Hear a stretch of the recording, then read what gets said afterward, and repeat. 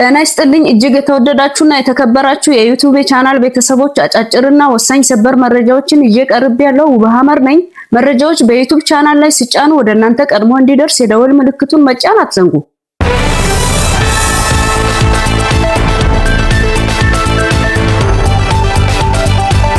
ወደ ሰበር መረጃዎች ስንሻገር የአሜሪካው ፕሬዝዳንት ዶናልድ ትራምፕ ከኢራን የተማጽኖ መልእክት ደርሶኛል፣ ሰዎችን መግደል አቁሜያለሁ ብላኛለች፣ ስለዚህ ላልተወሰነ ጊዜ የጦር እርምጃን ቀዝቀዝ አድርጌያለሁ በማለት ተናግረዋል። ፕሬዝዳንት ዶናልድ ትራምፕ የተማጽኖ መልእክት ከኢራን ደርሶኛል፣ የጦርነት እርምጃንም ቀዝቀዝ አድርጌያለሁ ቢሉም እንኳን የኢራን መገናኛ ብዙሃን በብሔራዊ የቴሌቪዥን ጣቢያ በኩል ለፕሬዝዳንት ትራምፕ በሚል የተሰራጨ ቀጥተኛ መልእክት መላ ዓለምን ወቸው ጉድ አስብሏል።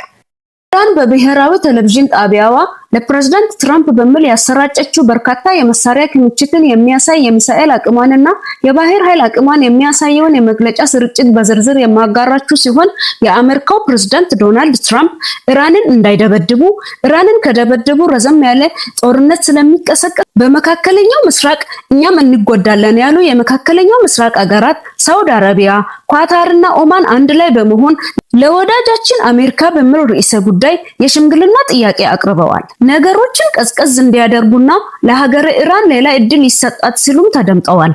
በመካከለኛው ምስራቅ ላይ አሁን ያለውን ሁኔታ አስደምጣችኋለሁ፣ አብራችሁን ቆዩ።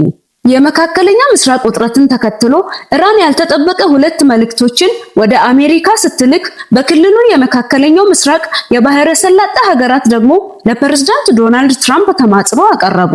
አልአረቢያም የሳውዲ አረቢያን የከፍተኛ የመንግስት ባለስልጣናትን ጠቅሶ የዘገበ ሲሆን ሳውዲ አረቢያ፣ ኳታርና ኦማን በህብረት በመሆን በሽምግልና ወቅት ለፕሬዝዳንት ዶናልድ ትራምፕ ሌላ አጀንዳ ሰጥተዋል።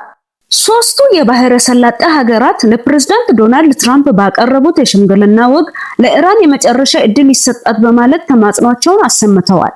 የሳውዲ አረቢያ፣ የኳታርና የኦማን መሪዎች ለፕሬዝዳንት ዶናልድ ትራምፕ ያቀረቡት ሁለት ምክንያቶችን ሲሆን የመጀመሪያው የክልሉን ወይም የቀጠናውን የደህንነት ሁኔታ እንዲያስቡበትና አሜሪካ ድንገት በኢራን ላይ ተኩስ ብትከፍት ኢራን የአሜሪካ የጦር ኃይልን ብቻ ሳይሆን እንደዛቸው በሳውዲ አረቢያ፣ በኳታርና በኦማን ደግሞ በባህረ ሰላጤዋ የሚገኙ ትልልቅ የተለያዩ የነዳጅ ቦታዎችንና ከተማዎችን ከመታች ይህ ደግሞ በመላው ዓለም ላይ የኢኮኖሚ ችግርን ያመጣል።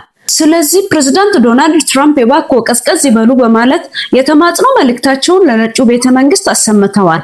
ሀገራቶቹ ለአሜሪካው ፕሬዝዳንት እንደገለጹ ከሆነ ኢራን አሁን ያደረገች ያለችውን መግደል አቁሜያለሁ ማለቷን እንደ ለውጥ ጅምር ይጠሩላትና ሰላማዊ ንግግሮችን በማድረግ እባክዎ እድል ይስጧትም ብለዋል።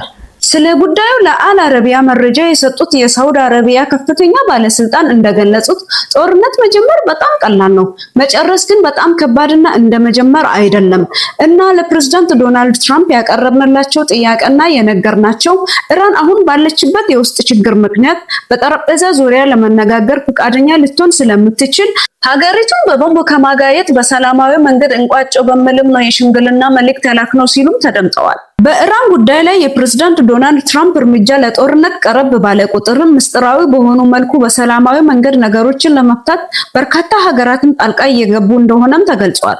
የዲፕሎማሲያዊ መንገዶችም እንዳሉ ሆነው የአሜሪካው ፕሬዝዳንት ዶናልድ ትራምፕ በክልሉ ወይም በቀጠናው ያሉ የጦር ኃይሎቻቸው እርምጃ እንዲወስዱና የአሜሪካም የጦር ኃይሎች ክንድም በኢራን ላይ እንዲያርፍ ትዕዛዝ መስጠታቸው የሚታወስና የቀረውም 24 ሰዓታት ብቻ እንደሆነ ላለፉት ቀናቶች በስፋት ሲነገር የቆየ ቢሆንም ፕሬዝዳንት ድንገት በሰጡት መግለጫ ኢራን ላይ ሊወስዱ ያሰቡትን እርምጃ ረገብ ማድረጋቸውንና ከወደ ኢራን የልመና መልእክት ደርሶኛል፣ እናም ኢራን ተቃዋሚዎችን የመግደል ሂደቷን አቁማለች በማለት ተናግረዋል። ላለፉት ቀናት የመካከለኛው ምስራቅ አገር ጉዳይ በጣም አሳሳቢና አስጨናቂ እንደሆነም አሜሪካ የጦር ጥቃት ልትሰነዝርባት 24 ሰዓታት እንደቀሩትም በስፋት ሲዘገብ የቆየ ቢሆንም በርካታ የዓለም መገናኛ ብዙሃን እንደዘገቡት ፕሬዝዳንት ዶናልድ ትራምፕ በኢራን ላይ ሊወስዱት የነበረውን እርምጃ ላልተወሰነ ቀናት እንደገደቡት መወሰናቸውንም ገልጸዋል።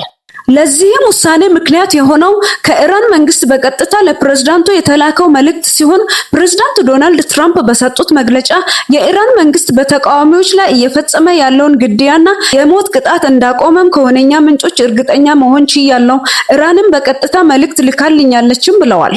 አክለውም የአሜሪካ ወዳጅ ሀገራት ጉዳዩን ፕሬዝዳንቱ ቀዝቀዝ እንዲያደርጉም እንደነገሩ ተናግረዋል። የኒውዮርክ ታይምስ ዘገባ እንደሚያመለክተው የአሜሪካ የመከላከያ ኃይል ፔንታጎን ባለስልጣናት የፕሬዝዳንቱን አዲስ ንግግር እንደ አዲስ የመውጫ መንገድና ሐሳብ ወስደውታል ብለዋልም። ይህም የሚያመለክተው አሜሪካ ወደ ከፋ ጦርነት ከመግባቷ በፊት ኢራን የወሰደችውን እንደ መልካም አጋጣሚ በመውሰድ ውጥረቷን ለመቀነስ ፍላጎቷን ያሳያልም ብለዋል። ሆኖም ፕሬዝዳንቱ ግን የኢኮኖሚ ጫና ማሳደራቸውን ቀጥለዋል። ከኢራን ጋር የንግድ ግንኙነት ያላቸው ሀገራት ላይ 25% ታሪፍ እንዲቀረጥባቸው ትዕዛዝ መስጠታቸውም የማይዘነጋ ሲሆን ይህ ጉዳይ እስራኤልን እጅግ እንዳሳሰበና እስራኤልን በዚህ ጉዳይ ላይ እጇን በቀጥታ ማስገባት እንዳልፈለገችም ተዘግቧል። ምክንያቱም እስራኤል ጣልቃ ከገባች የኢራን መንግስት ተቃውሞውን በውጭ መንግስታት የተጠነሰሰ ሥራ ነው በማለት ለፖለቲካ ሽኩቻ እንዳትጠቀምም በመጠንቀቅም ነው። በሌላ በኩል ደግሞ እስራኤል ለኢራን በሩሲያ አማካኝነት መልእክት እንዳደረሰችና ካልነካችሁን አልነካችሁም የሚል የሚከባበር መልእክት እንደነበረም ተደምጧል። የአሜሪካው ፕሬዝዳንት እርምጃን ቀዝቀዝ አድርጌያለሁ፣ የአሜሪካ ወዳጅ ሀገራት የሽምግልና መልእክትም ተቀብያለሁ ቢሉም ኢራን ግን ለአሜሪካ ያስተላለፈችው መልእክት በርካታ የዓለም ሀገራትን አስደንግጧል።